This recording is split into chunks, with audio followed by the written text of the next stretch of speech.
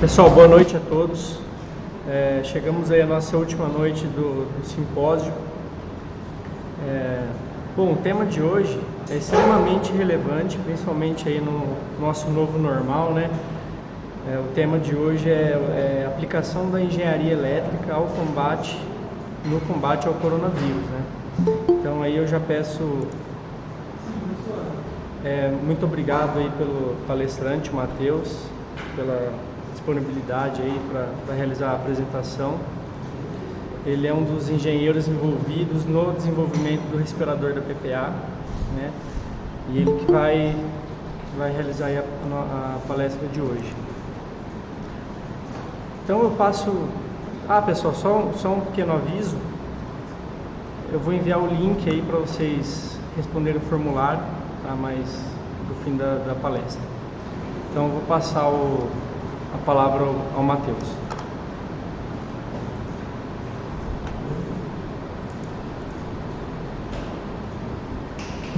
Beleza, obrigado Diego.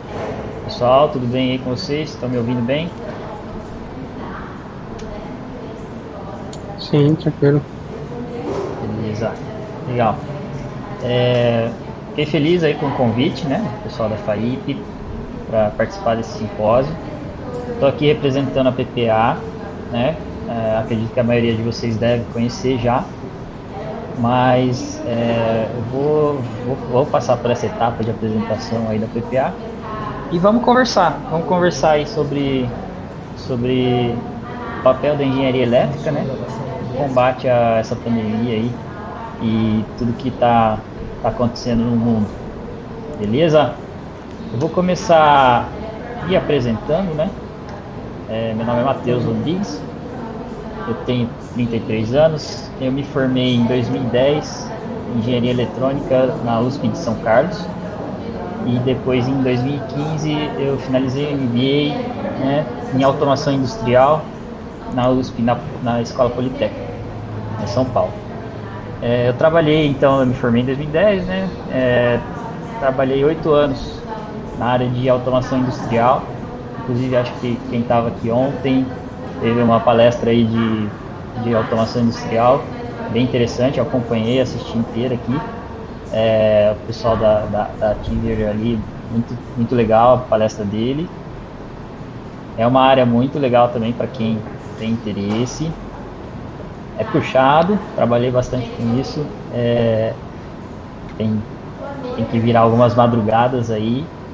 Mas é legal, é um trabalho muito interessante aí, você vê a produção, né? Ver produção, processo industrial acontecendo. Então é uma área bem legal da engenharia aí também. Há 3 anos, eu estou na PPA faz 4 anos já, né? Mas há 3 anos eu estou trabalhando com certificação de produto, principalmente com os produtos que vão para o mercado externo. Então, são os produtos que vão para os Estados Unidos e agora a gente está começando a operar na Europa também. Então, eu estou envolvido com os processos de certificação desses produtos. Tá? São normas relativas à segurança do usuário, né? E a segurança eletromagnética, elétrica dos equipamentos. Então, tem alguns aspectos aí que são necessários, né? Então, do mesmo jeito que o Brasil tem método para certificar produtos, né? Os Estados Unidos tem o L e a Europa tem a CE, aquela marcação que vem em quase todos os produtos aí que vocês têm também. Legal? Vamos falar então um pouco da PPA. Acredito que a maioria de vocês conhece a PPA, né? Ela é uma empresa de Garça. É uma empresa que ela tem 37 anos e ela, desde sempre, né, ela possui aí esse DNA inovador em toda a sua linha de produtos. Vamos falar um pouquinho rapidamente aí da história, do jeito que o nosso presidente, ele, o dono, Flávio Pérez gosta de contar, né? Ele abriu a empresa em 1983 e aí o que ela fazia, né? Ela abria e fechava o portão. Então a gente fazia automatizadores e basicamente era abrir e fechar o portão. Passou o tempo, a empresa foi se consolidando, né? E em 2007 aí teve uma primeira revolução nos produtos, puxada aí pela PPA. Nesse mercado, a PPA puxou a linha de automatizadores ultra rápidos. Então, a partir de 2007, a gente mudou a tecnologia dos nossos produtos, né? Incorporou uma tecnologia nova, com inversores de frequência. Provavelmente vocês vão ter essas matérias aí. E aí, a partir desse momento, os portões passaram a ter um acionamento ultra rápido. Não só pela ação mecânica, né, que antes poderia até se conseguir uma ação rápida aí através de um ajuste mecânico, de mudanças mecânicas no produto, mas a partir desse momento, pela central eletrônica, a gente passou a ter um acionamento rápido de portões, certo? E essa tecnologia foi se consolidando. Hoje em dia a gente, além dos motores de indução, a gente tem os motores brushless de corrente contínua, 24 volts com bateria. Então a linha foi só crescendo nesse sentido de velocidade e aí conectividade e atentando a tudo que estava acontecendo ao redor. Então a PPA ela foi adquirindo tecnologias, adquirindo empresas. Em 2017 passou a ter toda a conotação de conectividade e ecossistema. Então hoje a PPA ela é um grupo, né? O grupo PPA ela passou a adquirir algumas empresas estratégicas, principalmente na linha de segurança eletrônica, e hoje a gente tem uma linha completa aí dos produtos de automação residencial, automatização de portão, alarmes, cerca elétrica, acessórios, tudo que envolve uma automação residencial, a gente está envolvido também, tá? Aqui para dar um destaque para vocês, esse aqui é um controle das primeiras gerações ali. PPA nem chamava PPA, chamava Portal. Esse controle aí, pessoal, para vocês terem noção, ele é do tamanho do celular de vocês aí, só que com uns 3, 4 centímetros de altura, tá?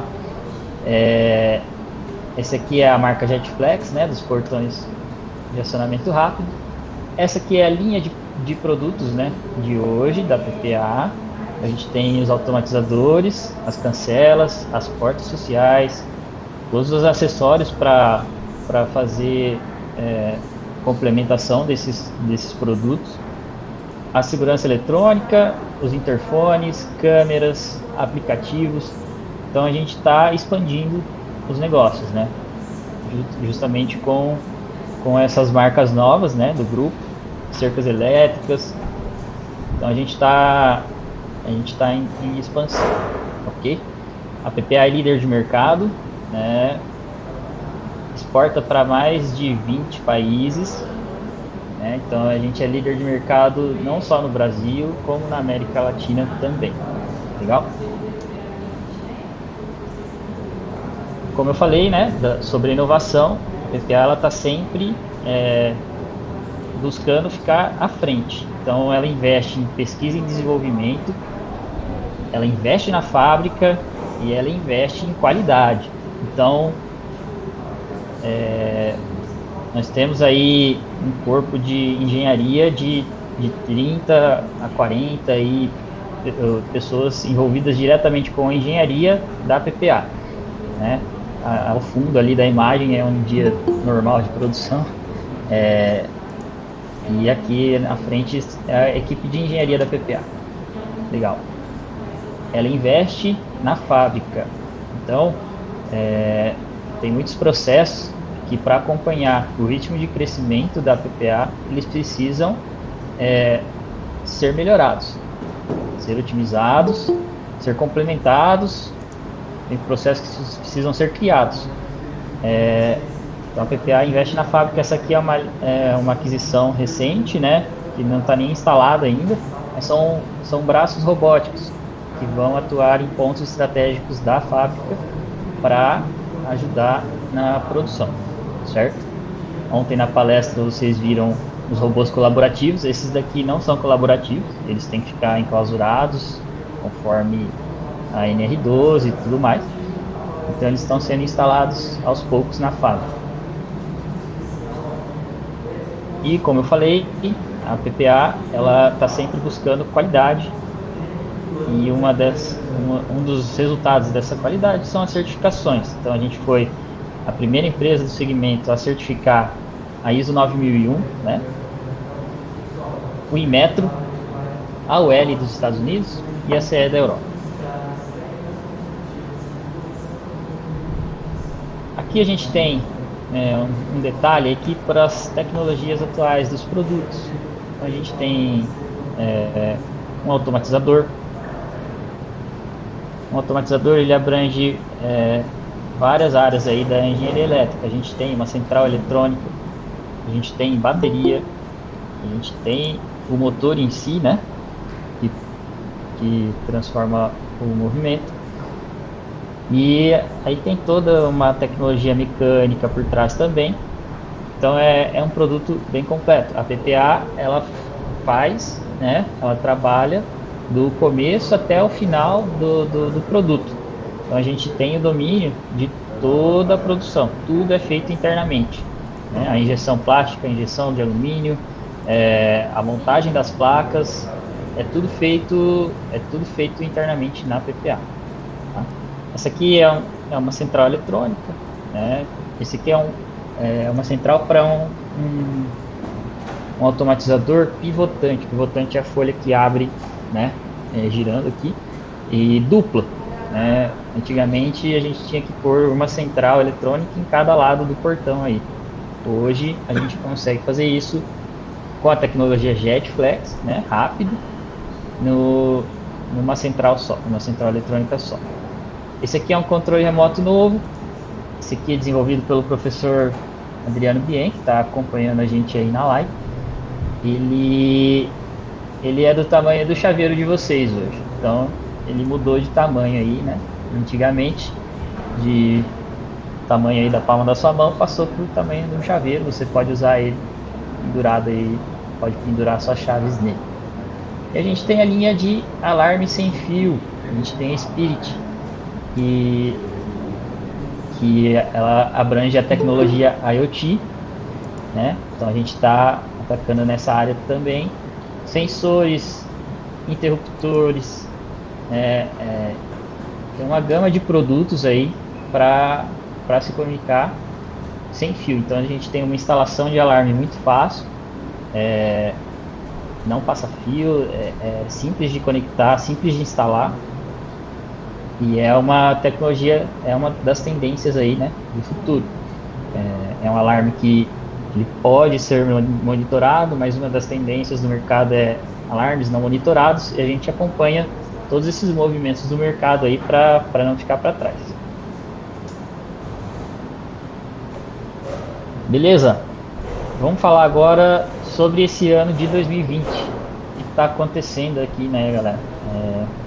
É um ano aí que pegou todo mundo de surpresa. A gente tinha algumas expectativas na PPA, aí a gente se deparou com esse início da pandemia aí, que veio se arrastando, e agora a gente tem novos desafios e uma nova realidade também para encarar, né? Então, no começo do ano a gente tinha lá uma meta de ampliação da produção, ampliação da rede de distribuição. A PPA ela trabalha com distribuidores, então na cadeia de distribuição da PPA a gente tem a fábrica, os distribuidores, e aí sim as revendas, os instaladores, né? As revendas podem ser os instaladores, e os clientes finais, são vocês que compram o portão aí para para automatizar na casa de vocês. Então a gente tinha esse objetivo de ampliar essa rede e a gente tinha um roadmap ali, um mapa de projetos que ia ser o ano recorde de projetos liberados pela engenharia da PPA.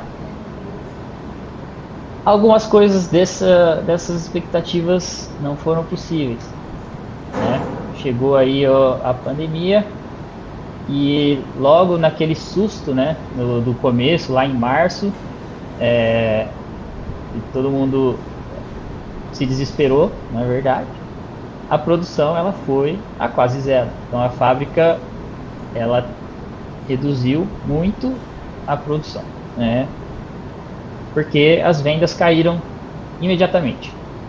E a PPA ela não trabalha com estoque, então tudo que ela produz já tem que estar vendido. Então se a venda cessa, imediatamente a produção cessa também. Tá? Pessoal de administrativo, engenharia, comercial, todo mundo para home office. E sem nunca ter tido essa experiência, né? Foi um negócio que foi totalmente de surpresa. A gente não sabia nem como trabalhar dessa forma. E aí a gente começou a ver esses desafios novos, né? Como é que a gente ia retomar as atividades da fábrica de forma segura? Como isso ia ser feito? Então, EPI para todo mundo, álcool para todo mundo, todos os procedimentos para todo mundo, e ainda assim de maneira reduzida. Ficou praticamente aí 2 meses com 50% do pessoal só, então você trabalhava só 50%. Como vender, né? Os vendedores não podem mais viajar para ter o contato pessoal com o cliente, e os distribuidores também não, eles não podiam receber os clientes na sua loja. Então um efeito foi em cadeia, né? Como lá na ponta ninguém saía de casa, aí começou a parar tudo até a fábrica. Então como vender dessa forma? Como chegar, fazer o cliente final comprar do instalador, o instalador comprar da distribuição para puxar a fábrica, né? Então foram os desafios aí que o pessoal foi tendo que se virar. E como se manter visível, né? Então a gente é uma marca forte, mas se você não aparece, né, você é esquecido. Então, nesse momento aí, a PPA, ela teve, ela seguiu a tendência aí do pessoal, né, de fazer lives para demonstrar os seus produtos, lives para explicar o funcionamento dos produtos, lives técnicas aí para o pessoal técnico se aperfeiçoar. Então, atacando todos os clientes envolvidos aí, né, tanto o cliente final como os instaladores, que são muito estratégicos, né, para a PPA. Então, nesse momento aí, a gente começou a ver um aquecimento, né, da economia, o medo foi passando, né, do vírus, apesar dele ainda estar circulando e tudo mais, mas o medo foi diminuindo, e aí a gente viu as vendas aquecendo. Então, uma das expectativas lá de aumentar a produção, ela tá conseguindo se firmar aí.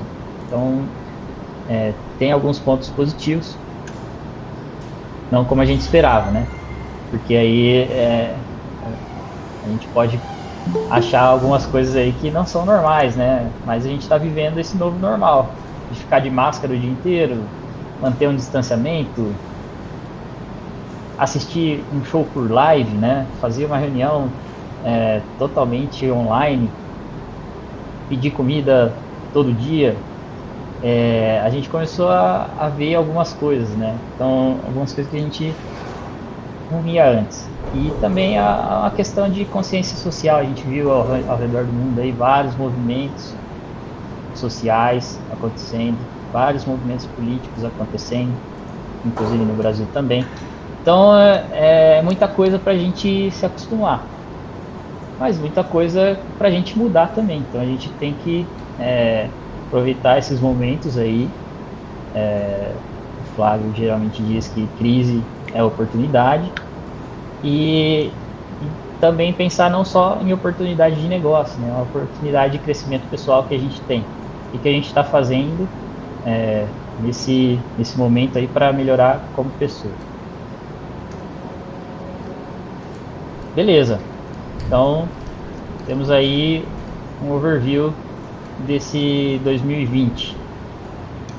Vendo tudo isso, vendo, né, esse cenário, o Flávio, a PPA, eles decidiram que eles precisavam ajudar. O Flávio tem o desejo de ajudar, ele conversou com os colaboradores dele e falou: não, a gente vai ajudar, a gente precisa de ajudar de alguma forma. Isso em março, quando estava todo mundo assustado e a gente tudo parado. Então, mesmo assim, a PPA sentiu essa necessidade de ajudar. Qual produto a gente vai escolher para ajudar? Bom, estava todo mundo falando de respirador para lá, respirador para cá.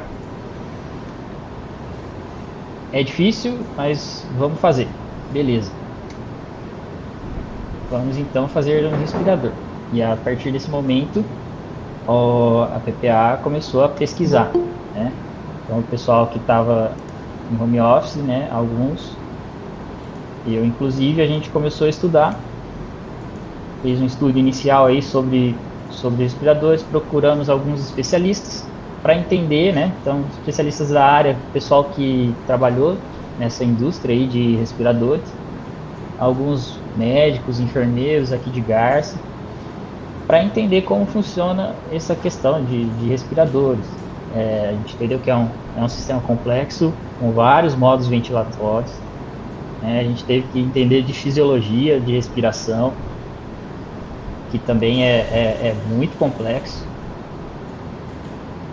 E aí a gente foi conversando, a gente conversou com a USP também, de São Paulo, que estava envolvida em um dos projetos, desses projetos abertos, né, de respirador. E aí a gente foi entendendo, bom, vamos listar o que a gente consegue fazer da melhor forma possível para atender. E aí surgiu a melhor proposta que a gente considerou, né, para um cenário de guerra, um cenário de emergência, seria uma opção com um motor e um reanimador manual. Para quem não conhece, o reanimador manual é aquela peça ali, aquela bolsa que você vê nos filmes aí, aqueles seriados médicos, quando a pessoa tá sem respirar aí, ou numa parada cardiorrespiratória, eles usam esse reanimador para auxiliar na respiração, certo? A Poly, o MIT dos Estados Unidos, eles estavam com esses projetos de automatização desse tipo de reanimador, né? Ao invés de uma pessoa ficar ali bombeando, né, o oxigênio, transformar isso aí num movimento automatizado. E foi por esse caminho que a gente foi também. A partir desse momento, vamos fazer um reanimador, um respirador baseado em reanimador manual. Aí surgiu o PPA 10D. Por que ele chama 10D? Porque em 10 dias a gente tinha esse protótipo funcional, que a gente chama de MVP ainda, que é um produto mínimo viável para a gente fazer testes funcionais. Então a gente fez uma parceria com a Unimar para fazer testes pré-clínicos. Pré-clínicos são testes que não ocorrem em humanos, né? Ocorrem em animais. Então a gente tinha esse modelo desenvolvido, um protótipo. O reanimador manual estava nesse compartimento aqui da frente, Aqui a gente tem um displayzinho para controlar, um display de 2 linhas aqui. E aqui dentro tem um êmbolo que o motor que está aqui atrás, ele empurra comprimindo o reanimador. Então a gente tinha esse modelo funcional. Algumas coisas sobre a fisiologia aí, para vocês conseguirem entender melhor.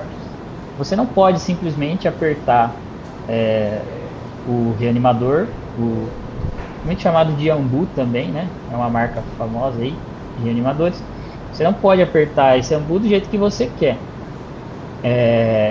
Geralmente quem opera ele são fisioterapeutas, porque se você apertar muito forte, você pode aumentar muito a pressão interna do pulmão do paciente e causar parotraumas e podem ser irreversíveis, né? Você pode prejudicar para sempre aí o paciente.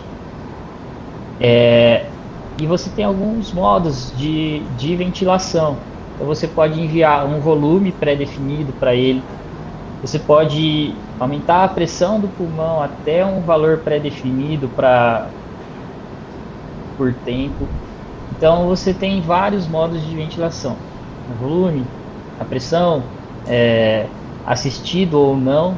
Às vezes o paciente ele consegue respirar, mas muito pouco, então ele inicia o processo de respiração e aí o equipamento percebe isso e complementa a respiração dele. Então tem alguns modos aí de controle ventilatório. Então não é só você apertar o reanimador e mandar o ar lá para dentro sem controle nenhum, tá?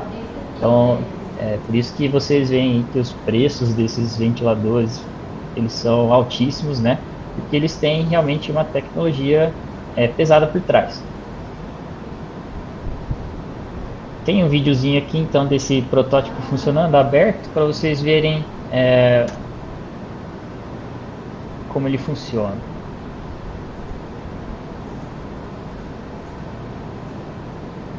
Então aqui a gente tem o motor, está aqui embaixo a central eletrônica. Deixa eu voltar um pouquinho. O êmbolo que está aqui, que o motor empurra, e o reanimador que fica aqui bombeando o ar para o paciente. Esse aqui é um boneco de ensaios, né, da Unimar, e a gente consegue ver o pulmão trabalhando aqui. Então esse é o primeiro modelo, essa é a primeira versão, né, do respirador que a gente fez, certo?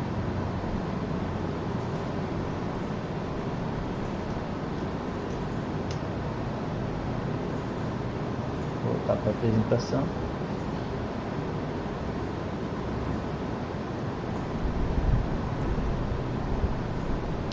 Beleza. Pessoal, alguma dúvida até aqui, até o momento? Querem fazer algum comentário, perguntar alguma coisa? Tudo bem? Posso seguir? Show de bola, meu irmão. Parabéns, viu? Maravilha. Beleza, então vamos lá.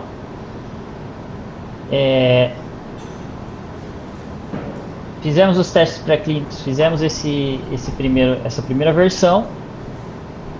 E enquanto a gente estava fazendo tudo isso, tinha mais alguém trabalhando também. Esse alguém é a Agência Nacional de Vigilância Sanitária. A partir do momento que ela viu que tinha muita gente tentando fazer, querendo ajudar, fazer um respirador, muita gente mesmo, muitos projetos aí pelo Brasil e tal, ela percebeu que não poderia deixar isso acontecer de maneira desordenada. Afinal, ela é o órgão que fiscaliza, supervisiona isso no Brasil. E aí, nesse momento, ela soltou uma normativa, né, uma RDC, uma resolução da diretoria colegiada ali, com exigências normativas. Então, a partir desse momento, Você não pode simplesmente fazer na sua fábrica ali um ventilador pulmonar e vender para quem você quiser, de qualquer maneira. A Anvisa precisa fiscalizar isso, ela precisa dar uma anuência. Então, ela fez uma normativa para fornecer uma anuência para empresas que tinham interesse em fabricar respiradores. Então ela exigia ensaios em laboratório, auditorias internas e, no nosso caso, isso teve um impacto alto no projeto. Então a gente teve que fazer várias alterações de projeto, tá? Aproveitando esse momento também para melhorar algumas coisas que a gente observou nos testes pré-clínicos. Então a Anvisa ela vem para, como ela é um órgão que tem uma responsabilidade, né, sobre esses equipamentos, são equipamentos de suporte à vida, então eles não poderiam ser fornecidos no mercado de maneira desordenada e desregulada. Ela propôs essa EDC para acelerar um processo, porque geralmente processos de certificação na Anvisa desse tipo de produto duram mais de 2 anos, tá? Então, além do tempo de projeto, que já é alto, o processo de certificação em si também é demorado, mais de 2 anos. Então, eles fizeram alguns ajustes para conseguir fazer essa liberação em questão de meses, tá? E a partir desse momento também não poderia mais se usar o termo respirador. Não esquece o termo respirador. O que a gente tem agora é um equipamento de suporte respiratório emergencial e transitório do tipo AMBU automatizado. AMBU é o reanimador manual.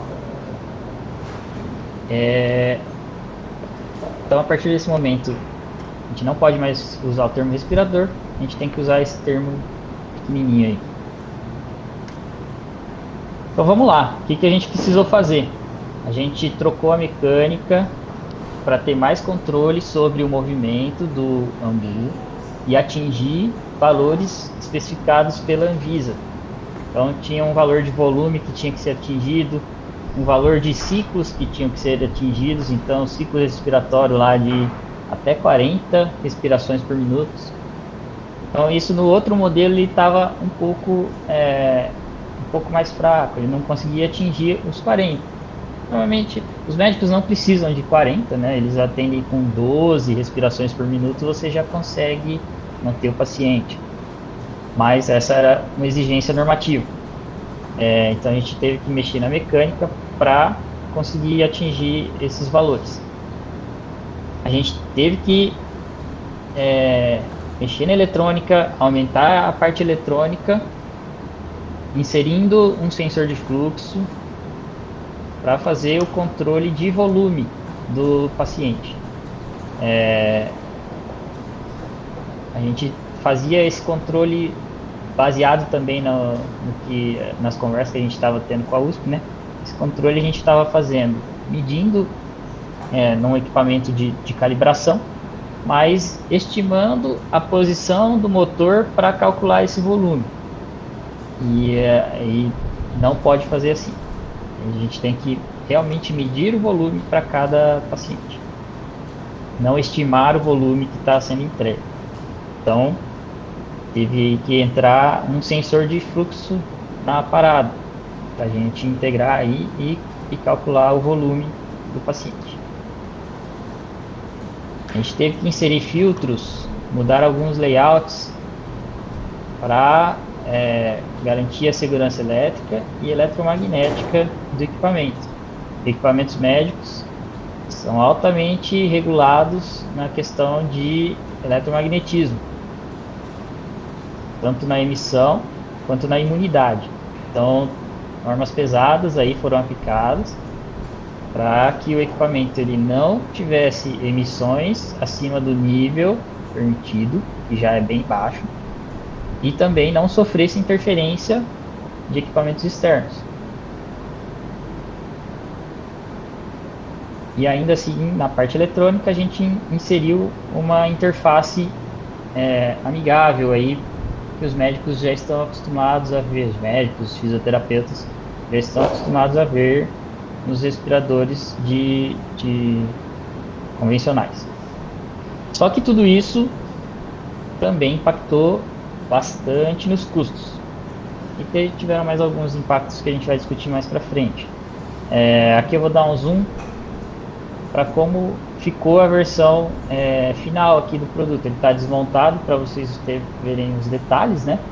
Então o que a gente tinha de êmbolo, a gente estava com o produto na posição horizontal, a gente pôs ele na posição vertical, e essas duas pás aqui, elas fazem como se fosse a mão humana apertando o reanimador manual. Aqui a gente tem a central eletrônica, a bateria teve que aumentar também, né, para o mínimo de 2 horas. A gente usou já uma bateria que a gente tem lá na PPA. Filtros a gente teve que inserir também.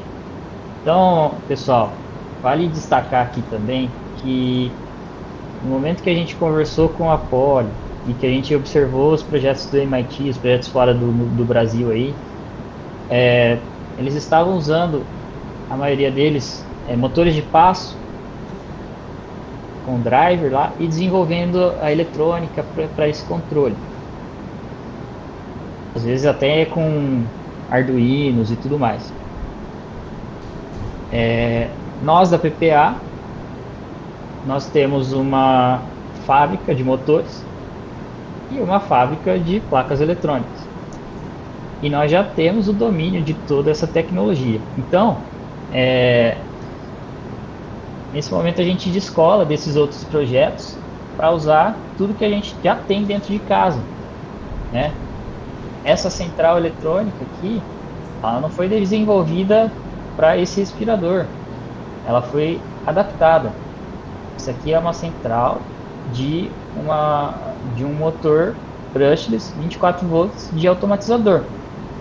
Esse é um motor 24 volts de automatizador.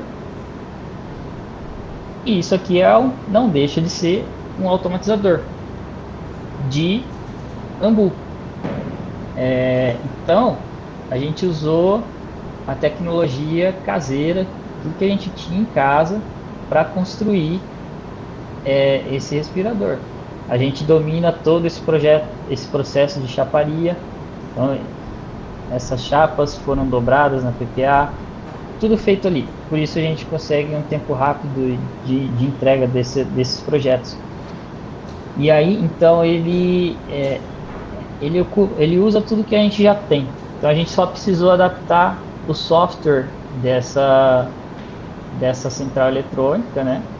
Alguns ajustes pequenos, ajustes de layout, mas já tinha uma eletrônica pronta. O controle do motor já estava pronto.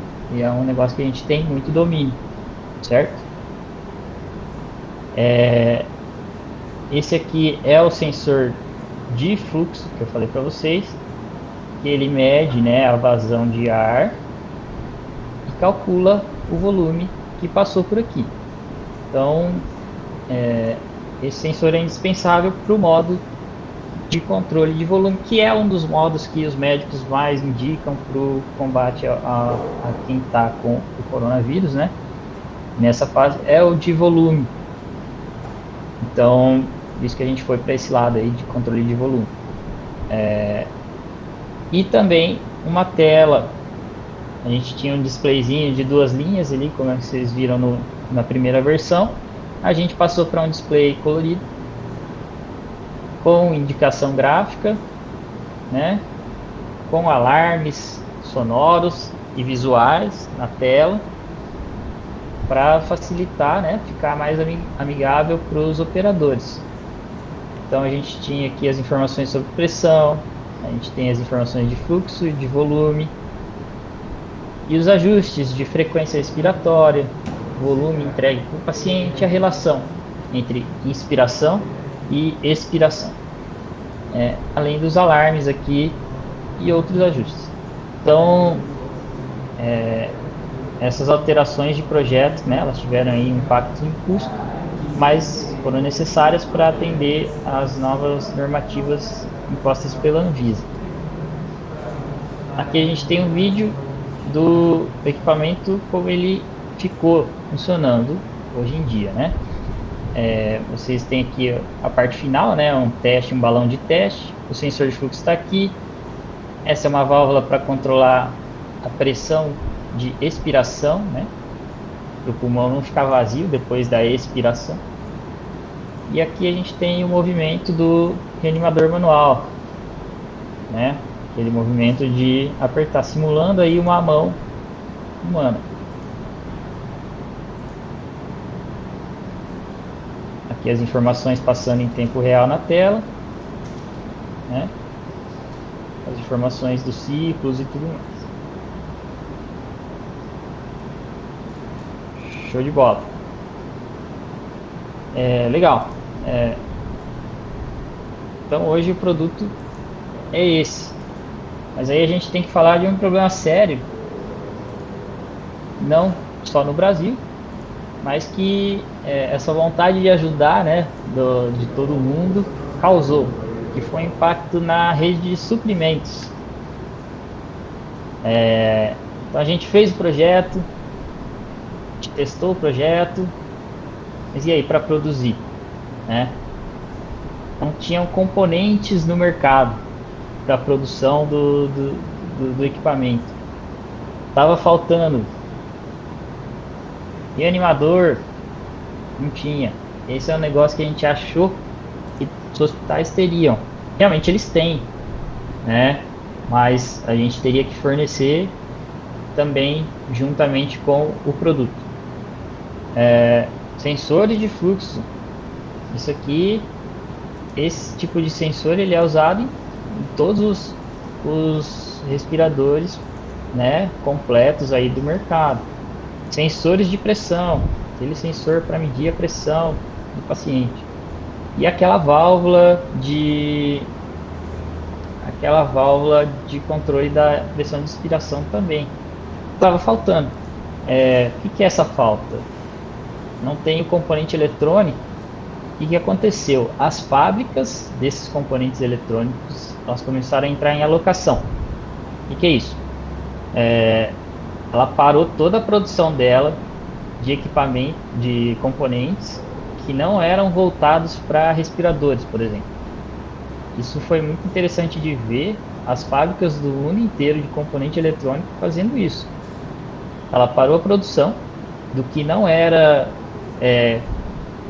componente de respirador e passou a produzir só componente de respirador e a distribuir não pelo tamanho do seu pedido. Por mais que você fizesse um pedido gigantesco, você ia receber esse pedido parcelado, que ela ia pulverizar para os mercados, para os países mais necessitados, onde a pandemia estava mais avançada, onde a situação estava mais crítica. Então não adiantava nada você fazer um pedido grande, que você não ia receber esse pedido integralmente. Algumas peças, por exemplo, essa válvula aqui, também estava em falta no Brasil. A PPA, como ela tem, né, toda a tecnologia de moldes, de injeção plástica, a gente conseguiu alguns exemplares e a gente desenvolveu internamente essa peça. Só que aí a gente esbarrou em outro problema, que é falta de matéria-prima. Não tinha plástico para injetar as peças. É um comportamento completamente inesperado, né? Não tinha o plástico, que é um plástico especial, né? Um policarbonato aí para injetar essas peças. Não tinha no mercado. Prazo de entrega alto. Então tudo que envolvia um respirador estava em falta, né? Em todos os mercados do mundo. Isso foi algo a chamar a atenção, né? A gente não tinha essa noção que ia acontecer isso, né, com esses produtos. Enfim, como está o projeto hoje? Ele está em fase final de aprovação aí da Anvisa, e é um processo longo, demorado mesmo, mas já está pronto para para ser comercializado. Então, pessoal, olhando esse cenário aí todo, né, tudo que a gente passou até agora aí por esses slides, a PPA ela viu as necessidades do setor, né, entendeu que esse setor de saúde é um setor deficitário, principalmente no Brasil, e aí ela tomou mais uma iniciativa que foi, né, de criar a PPA Care. Então, a partir desse mês aí, a PPA tem uma nova integrante daquele grupo que eu passei para vocês no começo, que é a divisão de equipamentos eletromédicos, chamada PPA Care. Como eu falei, entendendo as dificuldades do setor, né? A gente tem muitos equipamentos que são importados no Brasil, que não são desenvolvidos no Brasil, equipamentos médicos que não são desenvolvidos no Brasil.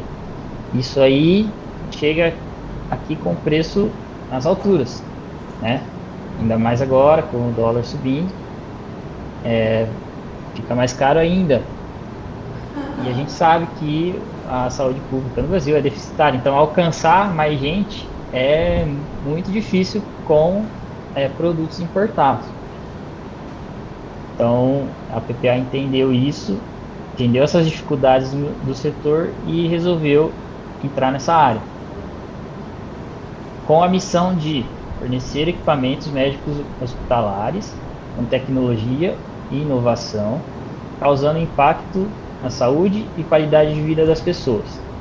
Então, a partir desse momento, a gente vai levar tecnologia, inovação, marcas da PPA para causar impacto na saúde das pessoas.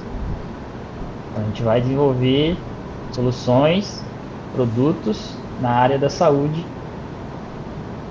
para atender as crescentes demandas do mercado, mesmo fora da época de pandemia, né?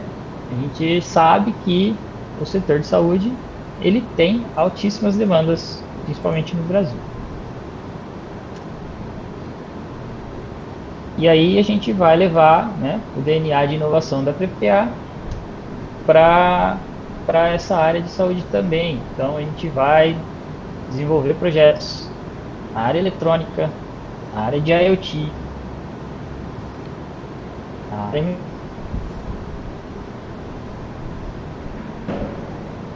digitais de saúde, né? Tem muita coisa envolvida com e integrar todas essas áreas, né? Uma coisa não depende de si só. A gente precisa integrar soluções, igual no respirador a gente integrou elétrico e mecânico. Então, projetos integrados serão cada vez mais comuns, e telemedicina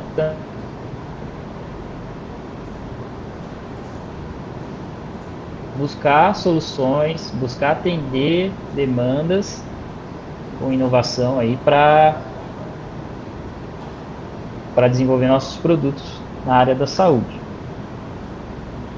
E a gente quer fortalecer um ecossistema de saúde na nossa região.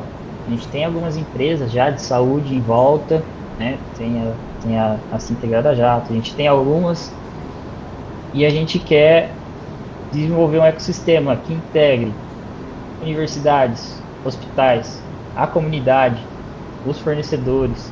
A gente quer fortalecer esse ecossistema de saúde aqui na nossa região, né? Tornar-se referência aí em projetos, em tecnologia, em inovação na área da saúde. E a gente quer preço justo, a gente quer produção nacional, a gente quer usar a expertise da PPA. A PPA ela tem uma prática nisso, né? Você vê que fora do Brasil os preços dos produtos da área de automação residencial eles são maiores, E aí você vê que a PPA ela consegue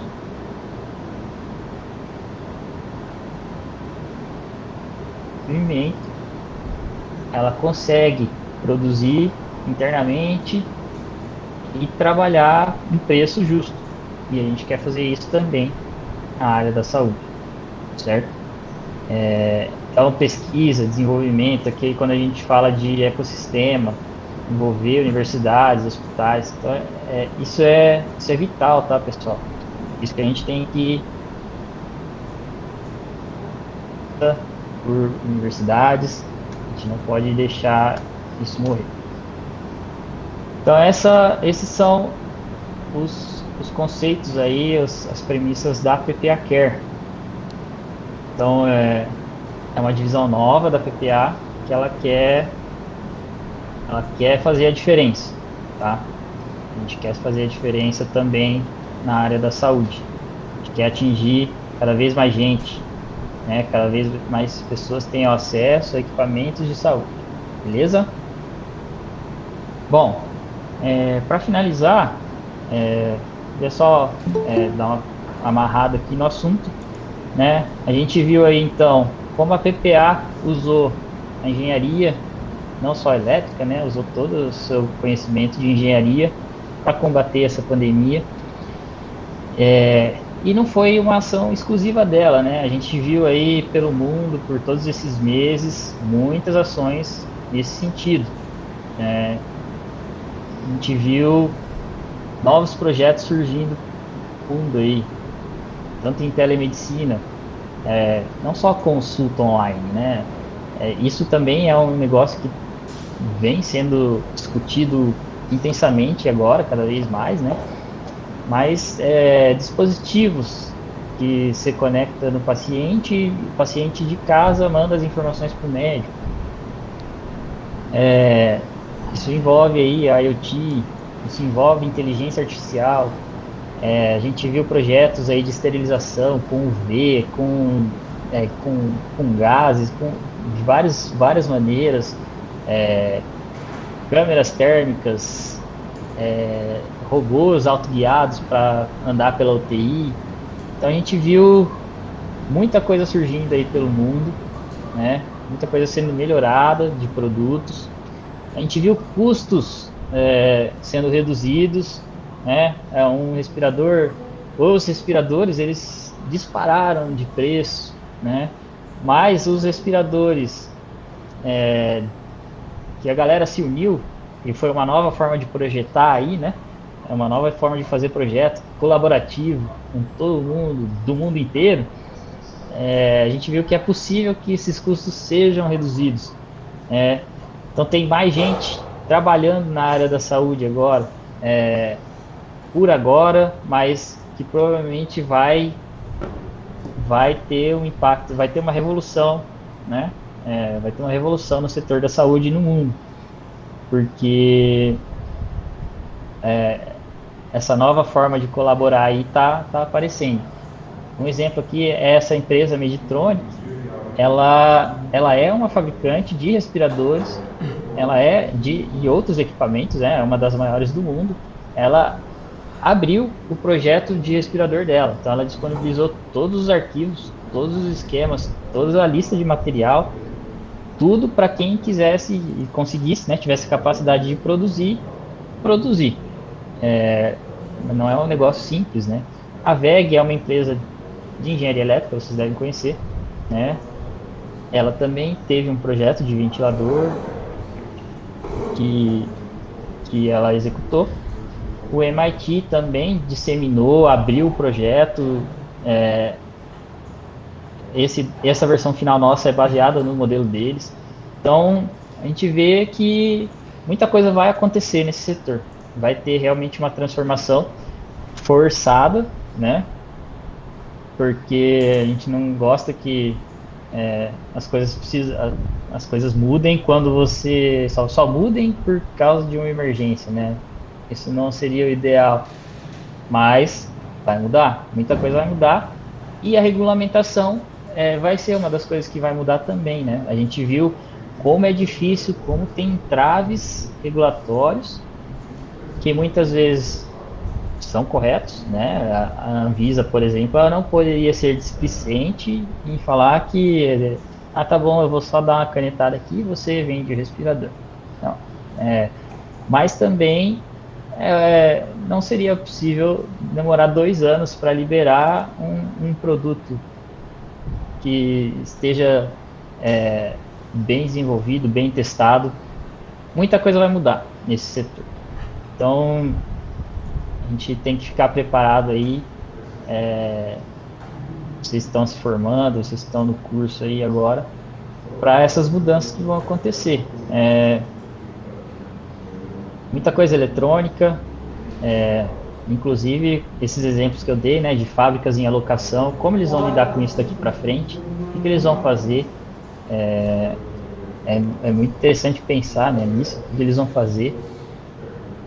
O que vai acontecer com os respiradores do mundo hoje, né, a hora que acabar essa pandemia aí. Então tem muitos questionamentos e tem muitas oportunidades no setor. Então, o que é o futuro? É controlar diabetes? É controlar doenças crônicas? Como a gente vai fazer isso? Então a gente tem que exercitar a mente aí. Então é um setor que vai sofrer uma transformação muito grande. Beleza? Bom, era isso que eu tinha para passar para vocês.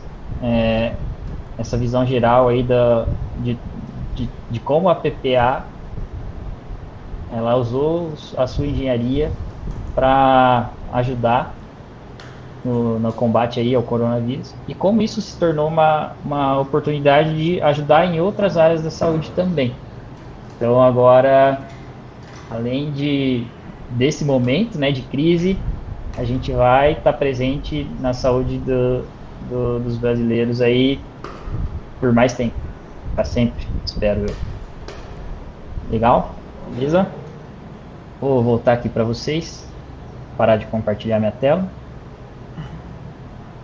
Não vou parar ainda não, mas se vocês tiverem alguma dúvida, vocês podem perguntar agora, algum comentário aí, estou à disposição. Pessoal, vamos entrar na etapa de dúvidas, de perguntas. Então, tudo que vocês quiserem saber a respeito do desenvolvimento, alguma coisa de funcionalidade do produto, certificação, PPA Care, então fiquem à vontade aí para perguntar para o Matheus, tá?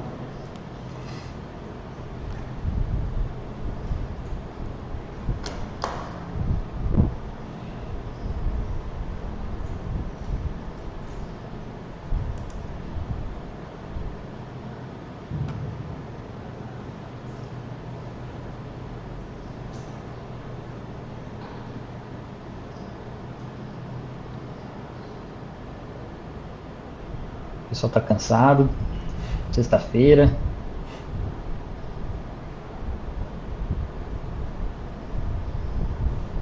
Se vocês tiverem alguma dúvida da PPA também, vocês podem perguntar, né? Que a gente está aqui para responder.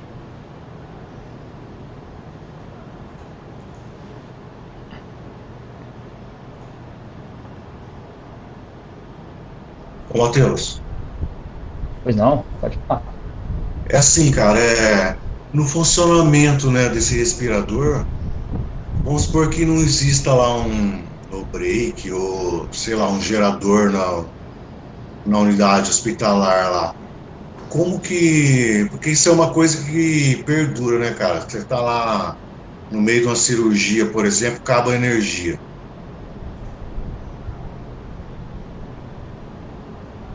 Bateria, alguma coisa, como que funciona aí no caso de uma ausência de energia? Como é que é o funcionamento? Certo. Então, ele tem... foi uma exigência normativa também, tá? Que a bateria do equipamento, ela deveria durar no mínimo 2 horas. Hoje a gente tem no nosso produto, 24 volts, a gente usa baterias, 2 baterias de 12 volts, né? Ligadas em série. E a gente estava usando uma menor, que dava 1h30 e tal. A partir do momento que a Anvisa pediu bateria de 2 horas de duração, a gente passou para bateria maior. E aí essa bateria aqui a gente testou, ela dá de 6 a 7 horas com uma frequência alta aqui de respiração. com volume alto também. Então, é mais do que o solicitado pela Anvisa, inclusive pela normativa de respiradores mesmo. Então, essa questão ela atende. E normativamente também é necessário que a gente indique que a bateria está acabando quando entra na bateria, né? Indica que a bateria está fraca, que ela está em uso e que ela está fraca e que ela está acabando. Então, para a equipe médica tomar alguma ação, não vai voltar a energia, a gente vem aqui. Então, como ele é um automatizador de reanimador manual, se a bateria for acabar, você tem ainda a opção de abrir essa tampa, retirar o automatizador daqui, ou retirar o reanimador daqui e continuar a operação manualmente, tá? Mas isso depois de 6 horas de uso aí sem energia, tá? Então foi essa solução que a gente utilizou, que a gente já usa no nosso equipamento. Entendi, cara, tranquilo. Porque era uma dúvida, né? Eu falei, pô, se acabar a energia, qual que é a autonomia? Então, existe uma normativa, né, regulamentando isso, então. Existe. A Anvisa, só um destaque, né? Quando a Anvisa ela fez essa normativa, ela utilizou normas que já existem de respiradores. Então, ela exigiu que a gente fosse certificado como um respirador de emergência, mas a gente não vai ganhar esse certificado, a gente vai ganhar uma anuência de que a gente pode vender esse equipamento enquanto durar a situação de emergência em saúde pública no Brasil. E acho que é até o fim do ano, podendo ser prorrogado. Mas a partir do momento que o Brasil falar que acabou o estado de emergência em saúde pública, quem teve a anuência da Anvisa não pode mais vender o equipamento. E os que já estão em campo, eles têm que ser certificados. Aí sim entra o processo do Inmetro para valer, né? Para ele valer como um respirador mesmo, né? Então, apesar de ele ter seguido ensaios, todos os ensaios da norma de respirador, ele não pode ser um respirador, né? Ele é um equipamento de suporte respiratório emergencial básico. Beleza, esclareceu minha dúvida aí, obrigado.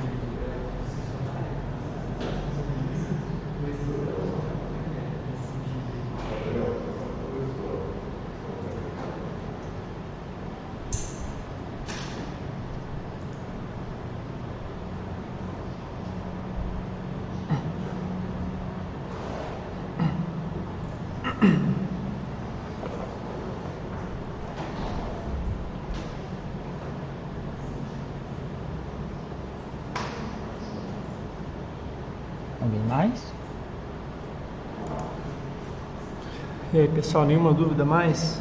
Nenhuma curiosidade com relação ao funcionamento de algum componente, sensor, nada?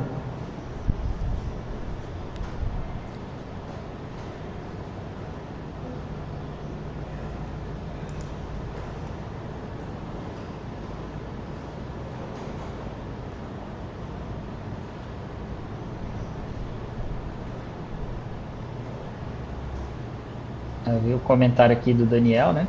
Escreve um comentário aí. Daniel Marega é professor aqui também, Matheus.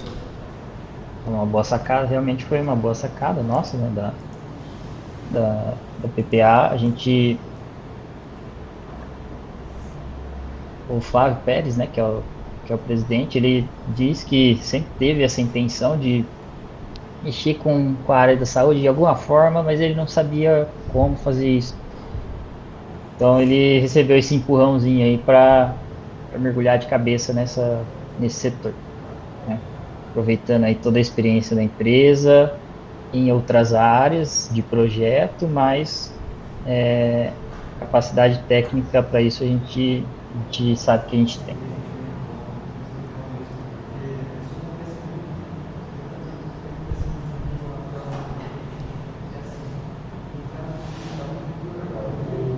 Tem mais duas perguntas aqui. Como é feita a proteção eletromagnética? Bom, pois o Adriano Bien pode até me ajudar aí na resposta, mas como funciona a norma? A gente realiza alguns ensaios, né? A gente manda o equipamento para laboratório e aí são feitos vários ensaios, tanto de condução como radiação no equipamento.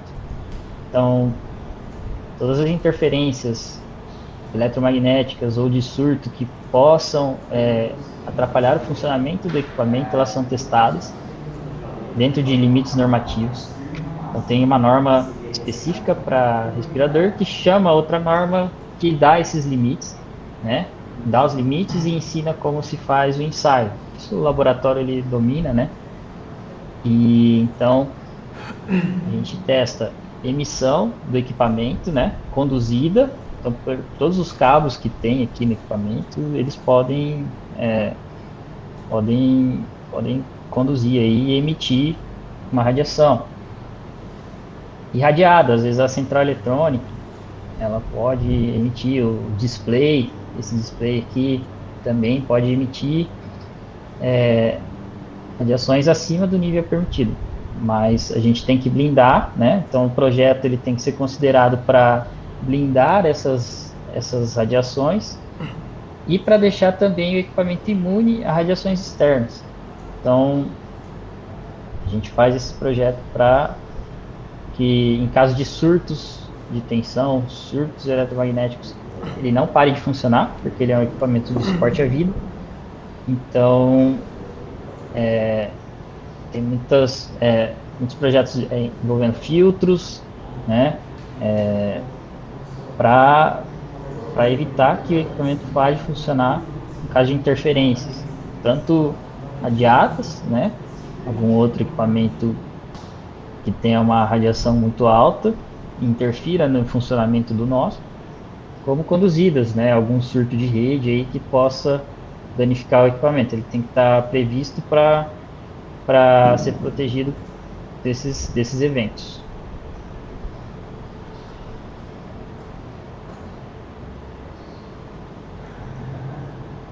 E alguém perguntou aí o termo IoT.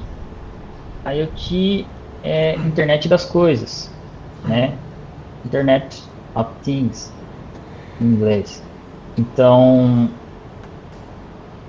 é um termo usado comumente hoje em dia aí para você dizer que pequenos equipamentos, pequenos dispositivos na sua casa, no seu trabalho, na sua empresa, na sua fábrica, eles estejam conectados à internet e forneçam dados que se transformam em informações e possam interagir com o usuário. Então, são dispositivos, né? Basicamente, dispositivos que executam uma função, mas tem toda a informação disponível online para fornecer dados, né? Fornecer informação e executar suas ações.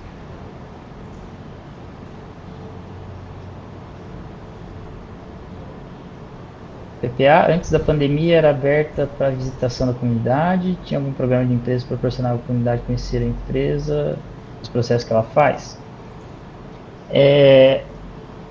Ela era aberta à comunidade acadêmica, né? Então, as empresas, principalmente as escolas, né? As escolas técnicas de Garça, acredito que as de Marília também, elas podiam agendar, né, as visitas na fábrica.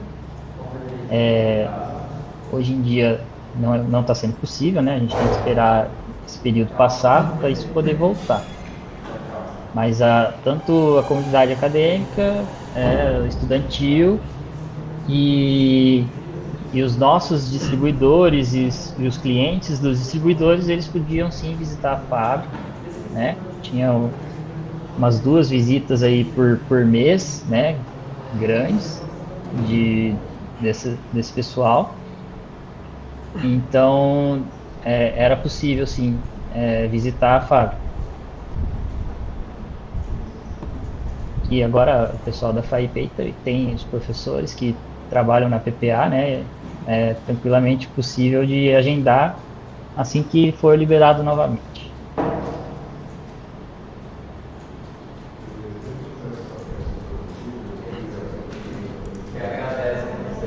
Matheus, eu tenho uma pergunta um pouco mais técnica para você explicar para o pessoal. Você disse que o produto é controlado a volume, certo? E nós Correto. temos um sensor de fluxo integrado. Então, Certo. como que é realizado esse controle a volume, sendo que o sensor é de fluxo? Explique isso aí para o Ok. pessoal, por favor. Beleza. Então, pessoal, vou até ficar nessa tela ainda aqui, tá? Esse aqui é o sensor de fluxo, tá? Basicamente a gente faz o que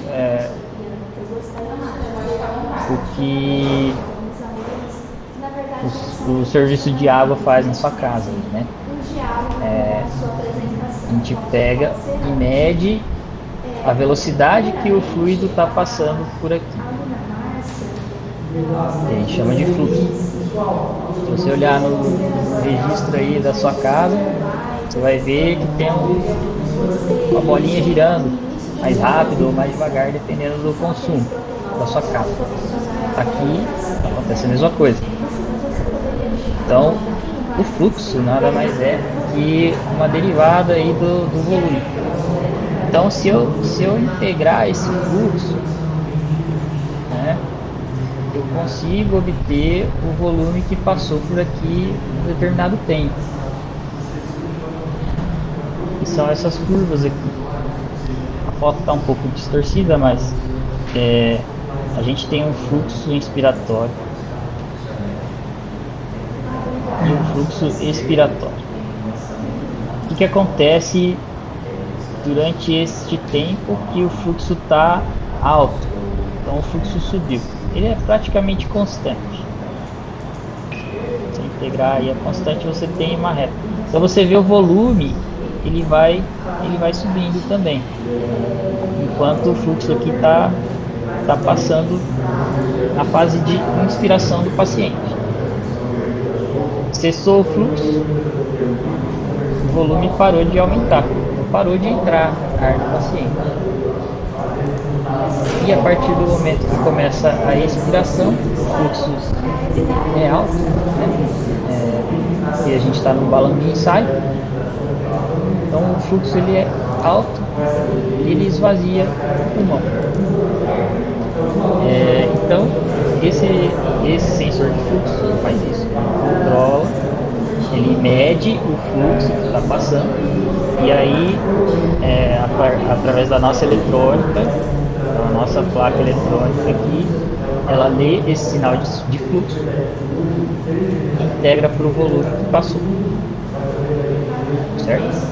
Então, acho que quem estava aqui ontem na palestra de automação industrial, em algum momento ele chegou a citar sensores também de fluxo, industriais no caso, mas o princípio é o mesmo. O princípio é você medir a velocidade do fluido que está passando aqui. A partir dessa velocidade você consegue calcular quanto passou.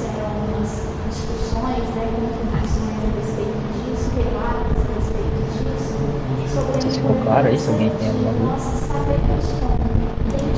Não, ficou muito claro, Matheus, obrigado. Mais alguma pergunta aí, pessoal?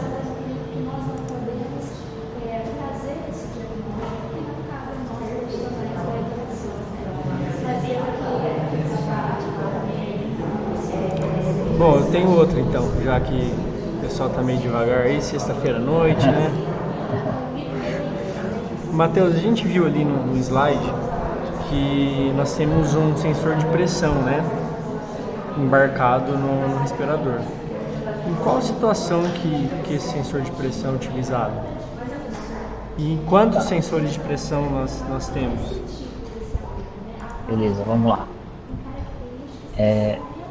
Deixa eu ver uma fotinha aqui pra gente.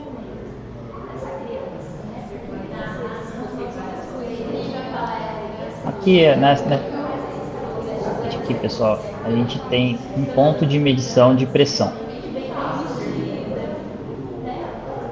Então, tem uma mangueirinha aqui, né, que a gente chama de um tubo de aferição, e ele vai conectado no equipamento. Vou pegar outra foto.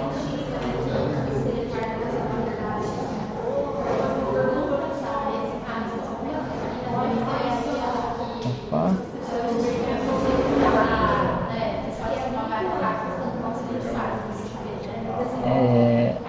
Deixa eu abrir esse vídeo aqui.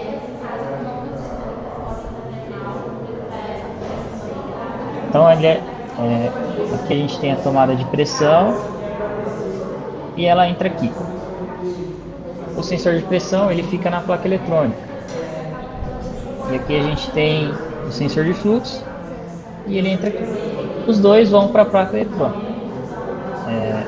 A gente ainda tem mais um para medir a rede de gases hospitalares. Então, por exigência normativa também, a gente mede a pressão da rede de gás do hospital, que ela entra aqui no equipamento, e se cair a rede de gases, a equipe médica tem que ficar alerta, né?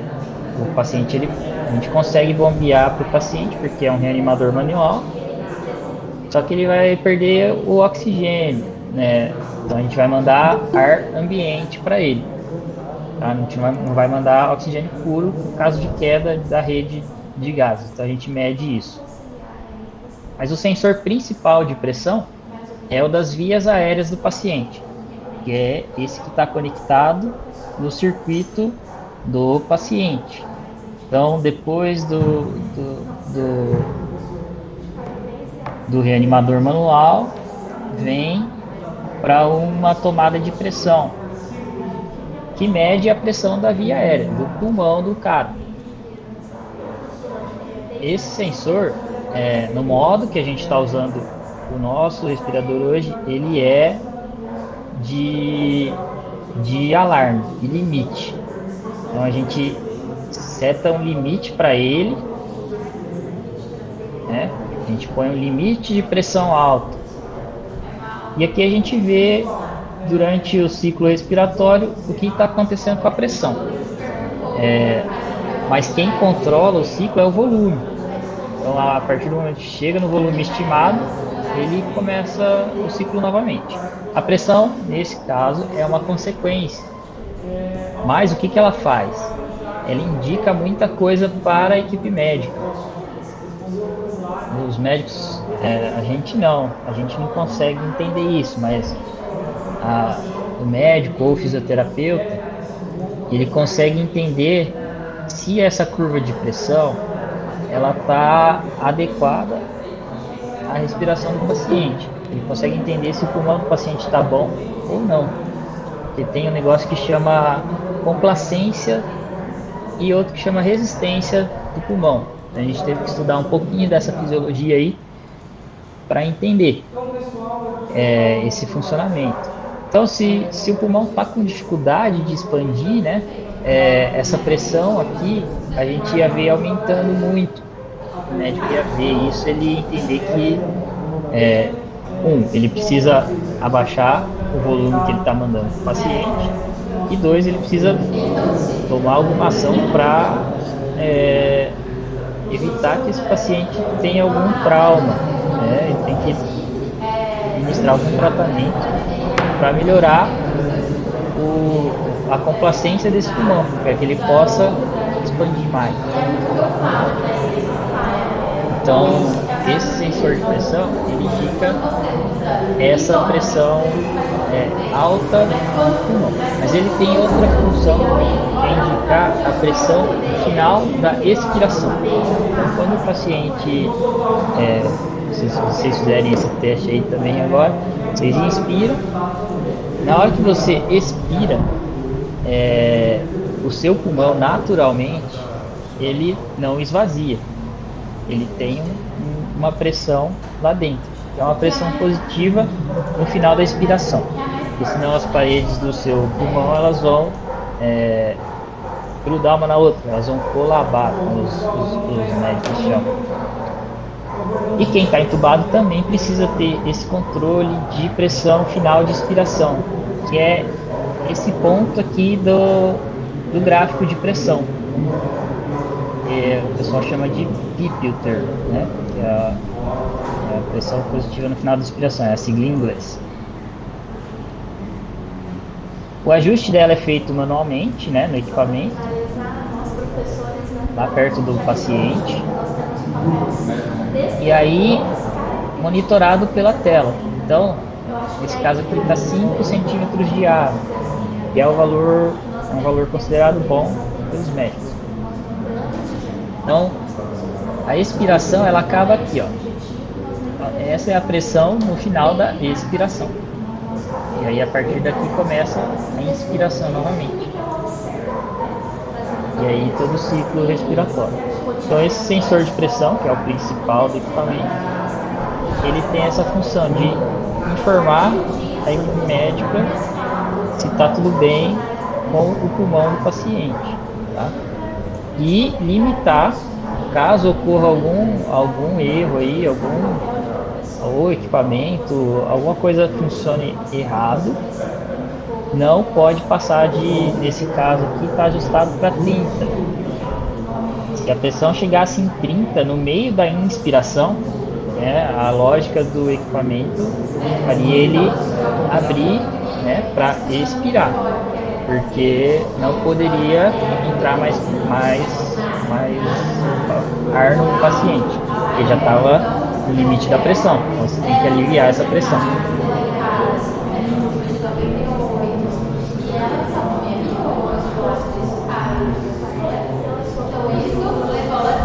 Isso aí que esses sensores fazem.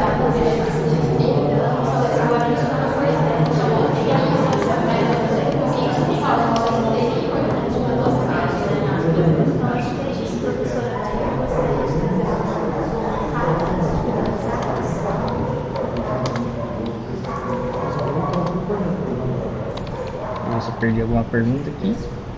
Não.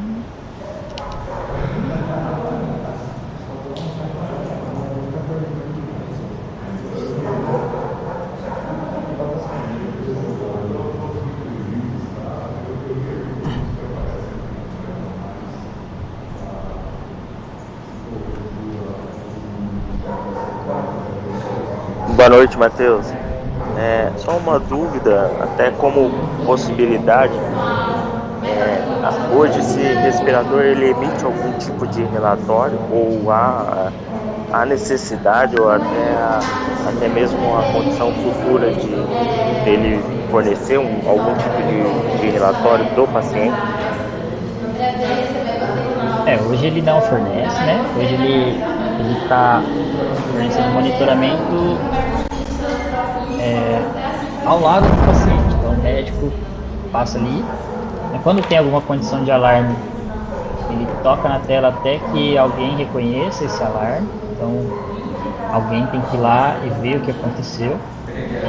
Ele não fornece nenhum tipo de relatório, nada. É possível? Sim, é possível. Mas aí é uma outra etapa, né? Porque a gente primeiro tem que entender como esse equipamento vai ser classificado pós pandemia, né?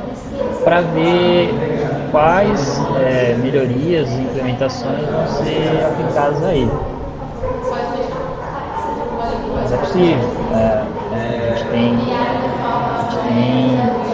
tem capacidade para isso. A gente já faz isso com alguns produtos de IoT nossos, alguns relatórios, e a gente conseguiria implementar esse recurso nesse cara também. Mas aí a gente tem que estudar, além da parte técnica, né? Tem que estudar uma questão regulamentar, porque o setor de saúde é altamente regulado. Então, você vacilar, você passou na norma que você não viu, e aí você é punido por isso. Você não pode executar daquela forma, você tem que estar atento a todas as normativas.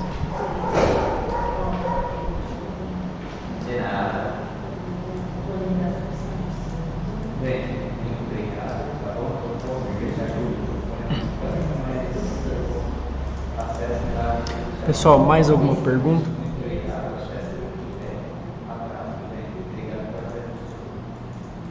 Se não, acho que a gente pode encerrar.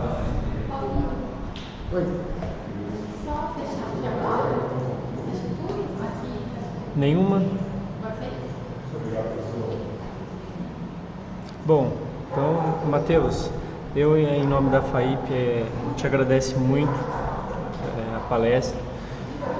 Foi muito esclarecedor. Você soube contextualizar muito bem. Enfim, foi muito boa. Muito obrigado, tá?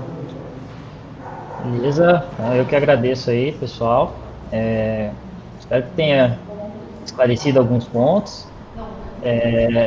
Quem tiver interesse aí de conhecer a PPA também, entre em contato com a gente. A PPA é uma empresa, ela está sempre aí atrás de profissionais qualificados. Então a gente está atento aí a tudo que está acontecendo. Pessoal, último recado aí. Eu vou enviar um link para vocês preencherem, tá? Para valer a presença da aula de hoje, tudo bem?